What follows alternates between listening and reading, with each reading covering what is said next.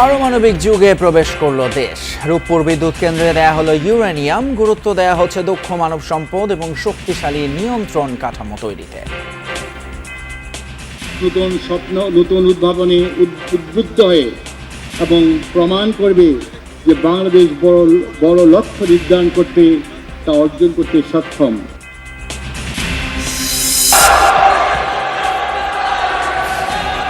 মাননীয় সদস্যবৃন্দ বসুন।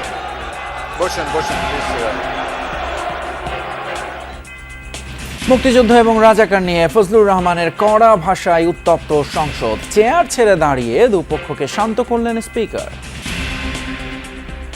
মুক্তিযোদ্ধা পরিবারের লোক কেউ জামাত করতে পারে না। মাননীয় সদস্যবৃন্দ, আমি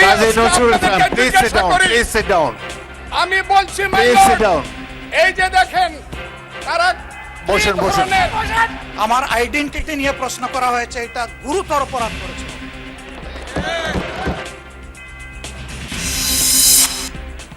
বাণিজ্য চুক্তিতে গোপনীয়তা নেই দাবি মার্কিন রাষ্ট্রদূতের। বাস্তবায়নে আইন পাশের তাগিদ। ওষুধ শিল্পের জন্য যুক্তরাষ্ট্রের বাজার উন্মুক্তের আহ্বান বাণিজ্যমন্ত্রী।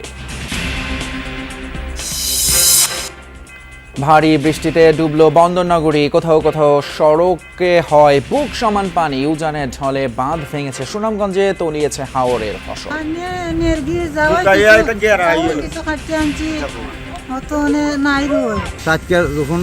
করছিলাম 7 গেছে ভাই নিয়ে আর 7 হাইটটা দিচ্ছি।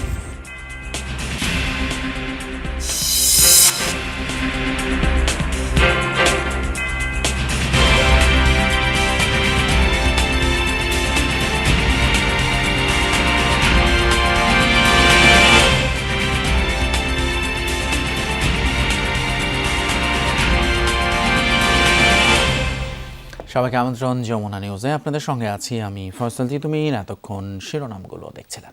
রূপপুর বিদ্যুৎ কেন্দ্রের চুল্লিতে দেয়া হলো ইউরেনিয়াম, আর এর মাধ্যমে পারমাণবিক বিদ্যুৎ উৎপাদনের প্রথম ধাপে পা রাখলো বাংলাদেশ। একবার জ্বালানি লোড করলে বিদ্যুৎ মিলবে প্রায় 1.5 বছর। বিকেলে এই কার্যক্রম উদ্বোধন করেন বিজ্ঞান ও প্রযুক্তি মন্ত্রী ফকির মাহবুব আনাম। জানান, সঠিক জনবল তৈরি করে পারমাণবিক বিদ্যুতের শান্তিপূর্ণ ব্যবহার নিশ্চিতে দক্ষতা বাড়াবে বাংলাদেশ। দেশের ইতিহাসে সবচেয়ে বড় একক প্রকল্প রূপপুর পারমাণবিক বিদ্যুৎ কেন্দ্র। তেল ও গ্যাসে নির্ভরতা কমিয়ে পরিবেশ বান্ধব উৎপাদন নিশ্চিতে ইউরেনিয়াম ভিত্তিক এই কেন্দ্রের যাত্রা শুরু হয় 10 বছর আগে।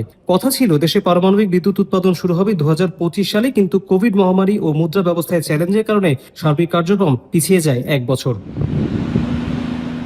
অবশেষে মহেন্দ্র খান আসে মঙ্গলবার। এই দিনই প্রথম জ্বালানি হিসেবে ইউরেনিয়াম 235 লোডিং করা হয় রূপপুরে। প্রথমে ইউরেনিয়াম অক্সাইডের ছোট দানা দিয়ে তৈরি হয় জ্বালানির রড। পরে নির্দিষ্ট রিঅ্যাক্টরে অনেকগুলো রড একসাথে বসিয়ে তৈরি হয় ফুয়েল অ্যাসেম্বলি। সেখানে তৈরি তাপই ব্যবহার করা হবে বিদ্যুৎ উৎপাদনে। 1.5 মাসের ট্রায়াল রানে যদি রিঅ্যাক্টরে 30% বিদ্যুৎ উৎপাদন করা যায়, তাহলেই তা যোগ হবে ন্যাশনাল গ্রিডে। উদ্বোধনী অনুষ্ঠানে এই ইউরেনিয়াম লোডিং সরাসরি বড় পর্দায় দেখানো হয়। শুরু হয় কাউন্টডাউন। রোজাটোমের মহাপরিচালক বলেন, বিদ্যুৎ উৎপাদনের নিরাপদ ও পরিবেশ বান্ধব পথে প্রবেশ করল বাংলাদেশ। আজ বাংলাদেশ সেই কাতারে যোগ দিয়েছে যারা টেকসই উন্নয়নের নির্ভরযোগ্য উৎস হিসেবে শান্তিপূর্ণ পারমাণবিক শক্তি ব্যবহার করে। নিঃসন্দেহে রূপপুর পারমাণবিক বিদ্যুৎ কেন্দ্র দেশের জ্বালানি ব্যবস্থার একটি গুরুত্বপূর্ণ অংশ হয়ে উঠবে। রোসাটমের জন্য এই প্রকল্পটি বৈশ্বিক পারমাণবিক শিল্পের উন্নয়ন এবং আন্তর্জাতিক অংশীদারদের সঙ্গে বন্ধুত্বপূর্ণ সম্পর্ক জোরদারের ক্ষেত্রে গুরুত্বপূর্ণ পদক্ষেপ। বাংলাদেশের সঙ্গে আধুনিক ও নির্ভরযোগ্য পারমাণবিক বিদ্যুৎ কেন্দ্র নির্মাণে কাজ করতে পেরে আনন্দিত এবং ভবিষ্যতে আরও সহযোগিতা দৃঢ় হবে। এ সময় বিজ্ঞান ও প্রযুক্তি মন্ত্রী বলেন, শুধু অবকাঠামো নয়, দক্ষ মানব সম্পদ ও শক্তিশালী নিয়ন্ত্রক কাঠামো তৈরিতেও সমান গুরুত্ব দিচ্ছে সরকার। এর শান্তিপূর্ণ ব্যবহারেও জোর দেন নীতি নির্ধারকরা। রূপপুর শুধু একটা বিদ্যুৎ কেন্দ্র নয়, এটি বাংলাদেশের প্রযুক্তিগত আত্মবিশ্বাসের একটা প্রতীক। এটি আমাদের তরুণ প্রজন্মকে নতুন স্বপ্ন দেখিয়েছে, নতুন উদ্ভাবনে উদ্বুদ্ধ হয়ে এবং প্রমাণ করবে যে বাংলাদেশ বড় লক্ষ্য নির্ধারণ করতে, তা অর্জন করতে সক্ষম।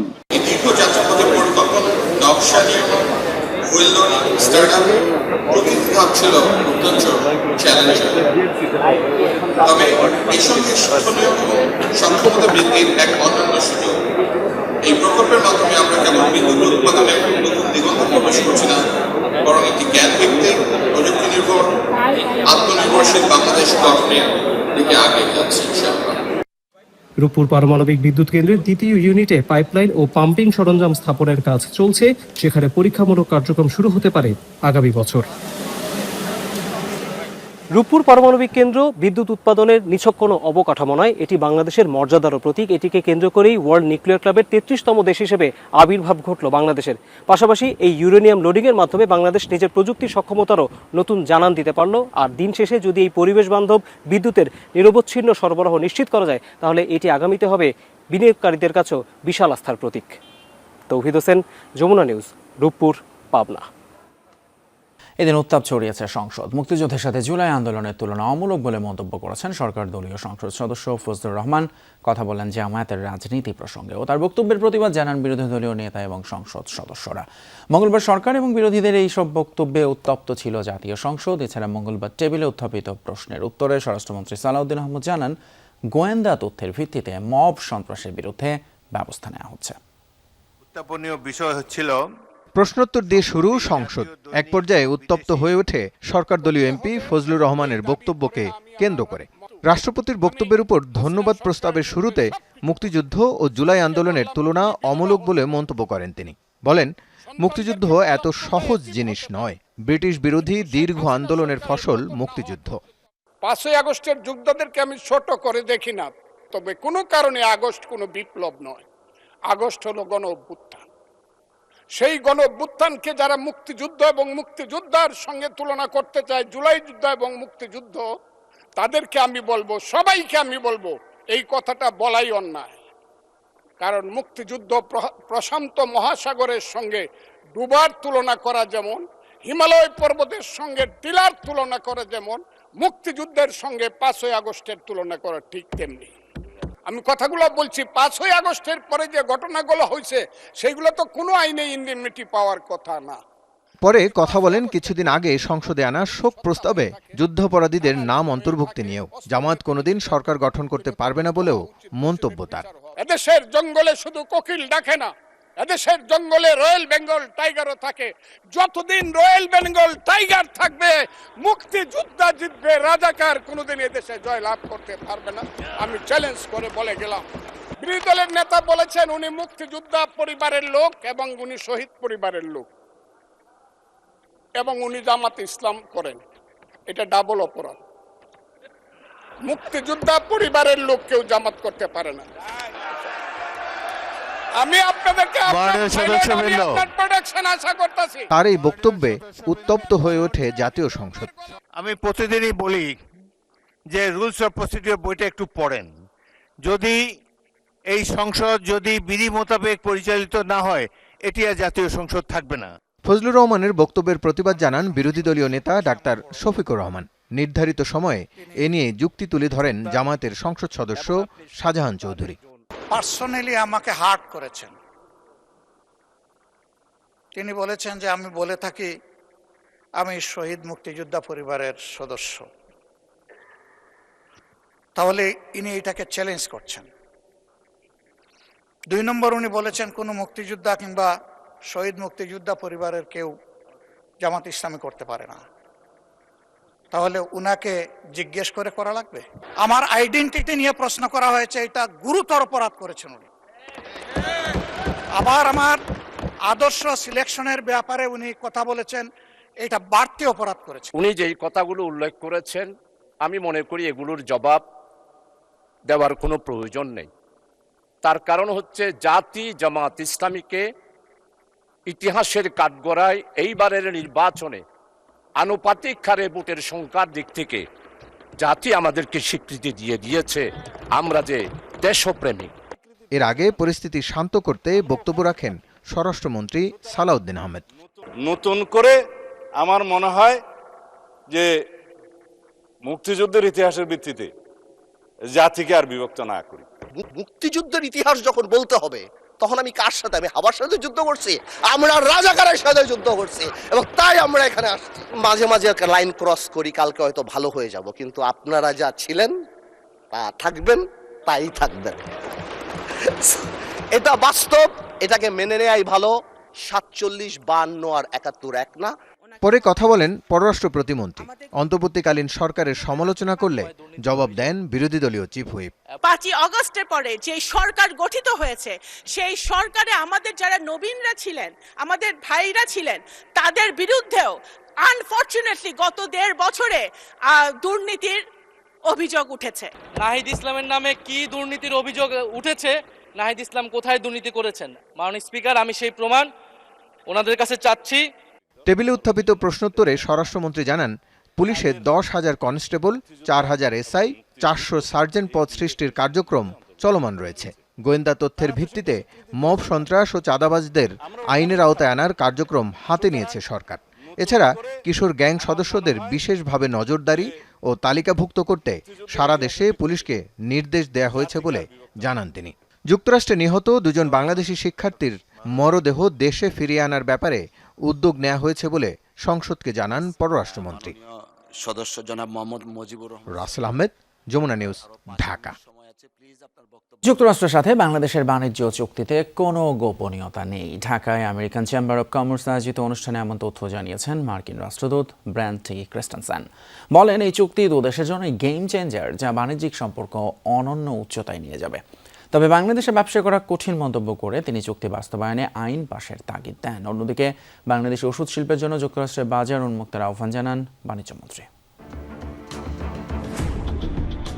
মেয়াদের শেষ সময়ে যুক্তরাষ্ট্রের সাথে বাণিজ্য চুক্তি করে অন্তর্বর্তী সরকার, যা ঘিরে পরবর্তীতে নানা আলোচনার সমালোচনা দেখা দেয়। ওই চুক্তির আওতায় বাংলাদেশ $3.5 মিলিয়ন কৃষিপণ্য, গম, সয়াবিন, তুলা ও ভুট্টা আমদানির প্রতিশ্রুতি দিয়েছে। এছাড়া আগামী 15 বছরে $15 বিলিয়ন জ্বালানি আমদানির পরিকল্পনাও রয়েছে। চুক্তির প্রায় 3 মাস পর বিষয়টি নিয়ে জনসম্মুখে কথা বললেন ঢাকায় নিযুক্ত মার্কিন রাষ্ট্রদূত ব্রেন্ট ক্রিস্টেনসেন। অ্যামচেমের অনুষ্ঠানে তিনি বলেন, যুক্তরাষ্ট্রের সাথে বাংলাদেশের বাণিজ্য চুক্তিতে কোনো গোপনীয়তা নেই। এই চুক্তির ফলে দুদেশের বাণিজ্যিক সম্পর্ক অনন্য উচ্চতায় পৌঁছেছে। Bangladesh's market access to the critical US market with competitive 19%. বাংলাদেশের সাথে কোনো ধরনের গোপন বাণিজ্য চুক্তি আমরা করিনি। বাংলাদেশের সাথে হওয়া চুক্তিকে গেম চেঞ্জার মনে করি আমি। এই চুক্তির ফলে বাংলাদেশের পণ্যের উপর যুক্তরাষ্ট্রের শুল্ক 35% থেকে কমে 19% নেমে এসেছে। আমি মনে করি সহায়তা নয়, বরং বাণিজ্য ও বিনিয়োগই হবে দুদেশের ভবিষ্যৎ সম্পর্কের ভিত্তি। চুক্তি বাস্তবায়নে আইন পাশের তাগিদ দিয়ে মার্কিন রাষ্ট্রদূত বলেন, অস্বচ্ছতা, জটিল লাইসেন্সিং ও অনানুষ্ঠানিক প্রক্রিয়া এদেশে বড় বিনিয়োগের পথে বাধা। Bangladesh's remarkable growth story is creating new demand for modern, efficient infrastructure. বৈদেশিক বিনিয়োগ পেতে হলে বাংলাদেশে ব্যবসার পরিবেশ আরও সহজ করতে হবে। বাণিজ্য চুক্তি বাস্তবায়নে আইন পাস সহ স্থিতিশীল নীতিমালা প্রণয়নের দাবি জানাই আমরা। বাংলাদেশের জ্বালানি খাতে 2050 সালের মধ্যে প্রায় $180 বিলিয়ন বিনিয়োগ প্রয়োজন হবে। মার্কিন কোম্পানি সেভরন, এক্সিলারেট এনার্জি ও জিই ভেরনাভো ইতোমধ্যে দেশের জ্বালানি খাতে বড় ভূমিকা রাখছে। এ সময় বাংলাদেশি ওষুধ শিল্পের জন্য যুক্তরাষ্ট্রের বাজার উন্মুক্ত করার আহ্বান জানান বাণিজ্যমন্ত্রী। দেশে ব্যবসা বান্ধব পরিবেশ উন্নয়নে অবকাঠামোগত এবং নীতিগত সংস্কারে সরকার কাজ করছে।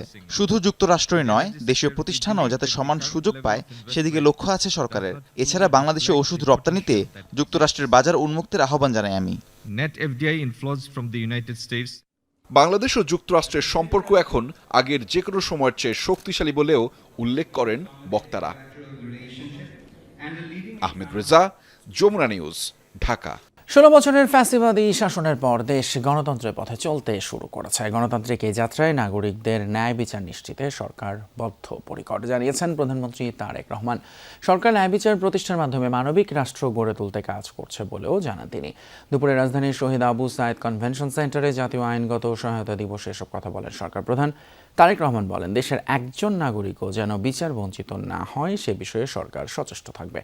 আর্থিকভাবে অসচ্ছল হওয়ায় যারা বছরের পর বছর কারাগারে বন্দী, তাদের আইনি সেবা নিশ্চিতেও কাজ করা হবে। প্রধানমন্ত্রী বলেন, অর্থনৈতিক অসচ্ছলতায় কেউ ন্যায় বিচার বঞ্চিত হয়ে কারাগারে থাকা মানবাধিকারের লঙ্ঘন। সরকার দেশের মানুষের মানবাধিকার রক্ষায় সর্বোচ্চ গুরুত্ব দিয়ে কাজ করে যাবে বলে প্রতিশ্রুতি দেন তারেক রহমান। লিগ্যাল এইডের মাধ্যমে সাধারণ মানুষ যেন প্রাথমিক আইনি সহায়তা পান, সেই সুব্যবস্থা সরকার নিশ্চিত করবে বলেও জানান তিনি। আইন ও বিচার মন্ত্রণালয়ের জন্য অ্যাক্সেস টু জাস্টিস নিশ্চিত করতে বাংলাদেশের রাষ্ট্র গঠনের ইতিহাসেও এই ন্যায়বোধ একটি শক্তিশালী প্রেরণা হিসেবে কাজ করেছে।